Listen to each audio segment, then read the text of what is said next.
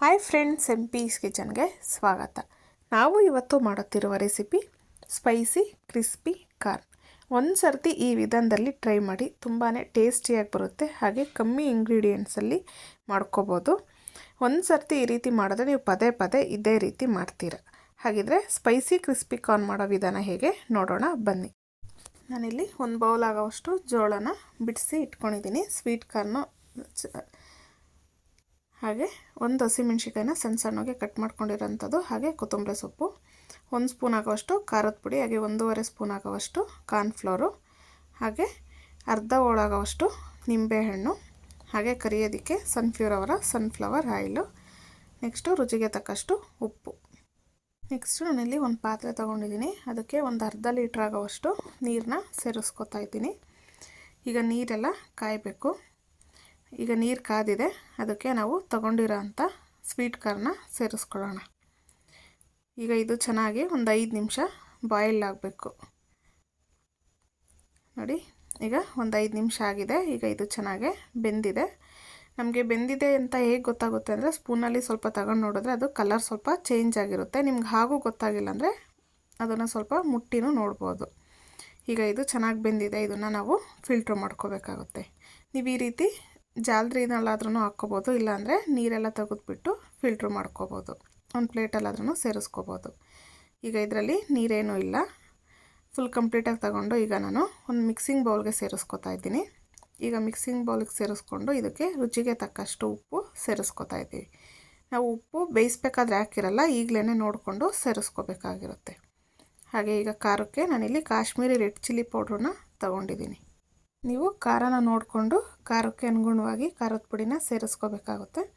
ಇದು ಖಾರ ಇರಲ್ಲ, ಅದಕ್ಕೋಸ್ಕರ ನಾನು ಸ್ವಲ್ಪ ಜಾಸ್ತಿನೇ ಹಾಕ್ಕೊಂಡಿದ್ದೀನಿ. ಹಾಗೆ 1.5 ಸ್ಪೂನ್ ಆಗೋವಷ್ಟು ಕಾರ್ನ್ಫ್ಲೋರ್ನ ಸೇರಿಸ್ಕೊತಾ ಇದ್ದೀನಿ. ಈಗ ಇದನ್ನೆಲ್ಲ ಚೆನ್ನಾಗಿ ಮಿಕ್ಸ್ ಮಾಡ್ಕೋಬೇಕಾಗುತ್ತೆ. ನಾವೆಷ್ಟು ಚೆನ್ನಾಗಿ ಮಿಕ್ಸ್ ಮಾಡ್ಕೋಬೇಕು ಅಂದರೆ ಉಪ್ಪು ಖಾರ ಎಲ್ಲದಕ್ಕೂ ಹೊಂದಬೇಕು. ಆ ರೀತಿ ನಾವು ಮಿಕ್ಸ್ ಮಾಡ್ಕೋಬೇಕಾಗುತ್ತೆ. ನಾವು ಫಸ್ಟು ಈ ರೀತಿ ಮಿಕ್ಸ್ ಮಾಡಿಕೊಂಡು, ಈಗ ನೋಡಿ ಈ ರೀತಿ ಚೆನ್ನಾಗಿ ಮಿಕ್ಸ್ ಮಾಡ್ಕೋಬೇಕು. ಇದು ಸ್ವಲ್ಪ ಹಿಟ್ಟಿಟ್ಟು ಥರ ಇರುತ್ತೆ. ಆವಾಗ ಇದಕ್ಕೆ ನಾವು 1 ಸ್ಪೂನ್ ಆಗೋವಷ್ಟು ನೀರನ್ನ ಸೇರಿಸ್ಕೋಬೇಕಾಗುತ್ತೆ. ನಾವು ಮುಂಚೆನೇ ನೀರನ್ನ ಸೇರಿಸ್ಕೋಬಾರ್ದು. ಈ ರೀತಿ ಎಲ್ಲ ನೀಟಾಗಿ ಕಲಿಸ್ಕೋಬೇಕು. ಅದು ನಾವು ಸ್ವೀಟ್ ಕಾರ್ನಲ್ಲಿ ಸ್ವಲ್ಪ ನೀರಿನ ಅಂಶ ಇರುತ್ತಲ್ಲ, ಅದೆಲ್ಲ ಸ್ವಲ್ಪ ಎಳ್ಕೊಳ್ಳುತ್ತೆ. ನೋಡಿ ಈ ರೀತಿ ಈಗ ಸ್ವಲ್ಪ ಪುಡಿ ಪುಡಿ ಥರ ಹಾಗೆ ಇರುತ್ತೆ ಹಿಟ್ಟಿಟ್ಟು. ಈಗ ನಾವು ಇದಕ್ಕೆ 1 ಸ್ಪೂನ್ ಆಗೋವಷ್ಟು ನೀರನ್ನ ಸೇರಿಸ್ಕೊಳ್ಳೋಣ. ನಾವು ಜಾಸ್ತಿ ನೀರನ್ನ ಸೇರಿಸ್ಕೋಬಾರ್ದು. 1 ಸ್ಪೂನ್ ಆದರೆ ಸಾಕಾಗುತ್ತೆ. ನಾವು ಜಾಸ್ತಿ ನೀರು ಸೇರಿಸ್ಕೊಂಡ್ರೆ ನಾವು ಎಣ್ಣೆಲ್ಲ ಹಾಕಿದಾಗ ಮೈಗೆಲ್ಲ ಸಿಡಿಯುತ್ತೆ. ಅದಕ್ಕೋಸ್ಕರ ನೋಡಿ, ಈಗ ಸ್ಪೂನಲ್ಲಿ ನೀಟಾಗಿ ಮಿಕ್ಸ್ ಮಾಡ್ಕೊಳ್ಳೋಣ.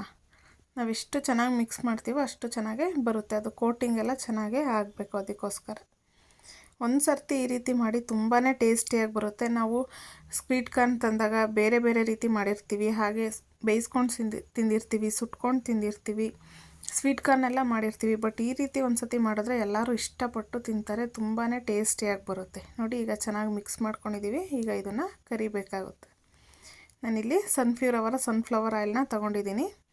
ಈಗ ಇದನ್ನು ಕಾಯೋದಕ್ಕೆ ಇಡೋಣ. ಈಗ ಎಣ್ಣೆ ಕಾದಿದೆ ಅಂತ ಹೇಳ್ಬಿಟ್ಟು ಚೆಕ್ ಮಾಡೋಣ. ನೋಡಿ, ಎಣ್ಣೆ ಚೆನ್ನಾಗಿ ಕಾದಿದೆ. ನಾವು ತುಂಬ ಎಣ್ಣೆನೂ ಕಾಯಿಸ್ಬಾರ್ದು, ಮೀಡಿಯಮ್ ಫ್ಲೇಮಲ್ಲಿ ಕಾಯಿಸ್ಕೊಂಡ್ರೆ ಸಾಕಾಗುತ್ತೆ.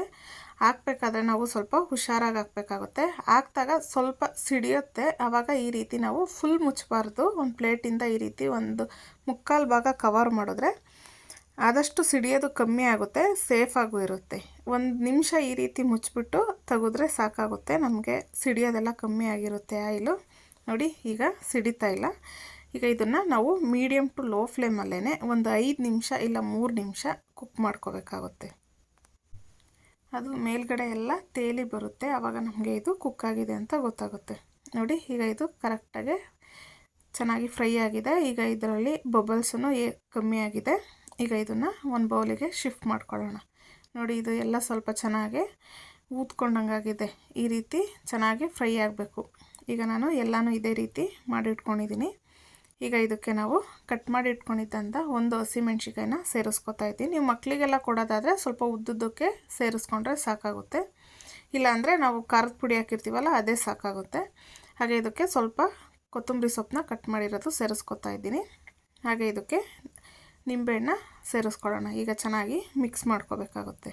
ನೀವು ಇದಕ್ಕೆ ಜೀರಿಗೆ ಪುಡಿ ಹಾಗೆ ಪೆಪ್ಪರ್ ಪುಡಿನೂ ಸೇರಿಸ್ಕೋಬೋದು, ಹಾಗೆ ಚಾಟ್ ಮಸಾಲನೂ ಸೇರಿಸ್ಕೋಬೋದು. ಚಾಟ್ ಮಸಾಲ ಹಾಕೋದ್ರಿಂದ ನಾವು ಈಗಲೂ ಉಪ್ಪು ಸೇರಿಸಿರ್ತೀವಿ, ಅದ್ರಾಗ ಸ್ವಲ್ಪ ಉಪ್ಪಿನಂಶ ಜಾಸ್ತಿ ಇರೋದ್ರಿಂದ ತಿನ್ನೋದಕ್ಕೆ ಸ್ವಲ್ಪ ಉಪ್ಪು ಅನ್ನಿಸ್ಬೋದು. ಅದಕ್ಕೋಸ್ಕರ ನಾವು ಮಸಾಲೆ ಜಾಸ್ತಿ ಏನೂ ಸೇರಿಸ್ತಾ ಇಲ್ಲ, ಸಿಂಪಲ್ಲಾಗೆ ಮಾಡಿ ತೋರಿಸ್ತಾ ಇರೋಂಥದ್ದು. ನೀವು ಇದಕ್ಕೆ ಹಸಿದು ಈರುಳ್ಳಿ, ಕೊತ್ತಂಬರಿ ಸೊಪ್ಪು ಸೇರಿಸ್ಕೊಂಡು ಹಾಗೆ ಕ್ಯಾರೆಟನ್ನು ಸೇರಿಸ್ಕೊಂಡು ತಿನ್ಕೋಬೋದು. ತುಂಬಾ ಟೇಸ್ಟಿಯಾಗಿ ಬರುತ್ತೆ. ನೋಡ್ತಾ ಇದ್ದೀರಲ್ಲ ಎಷ್ಟು ಚೆನ್ನಾಗಿ ಬಂದಿದೆ ಅಂತ ಹೇಳ್ಬಿಟ್ಟು.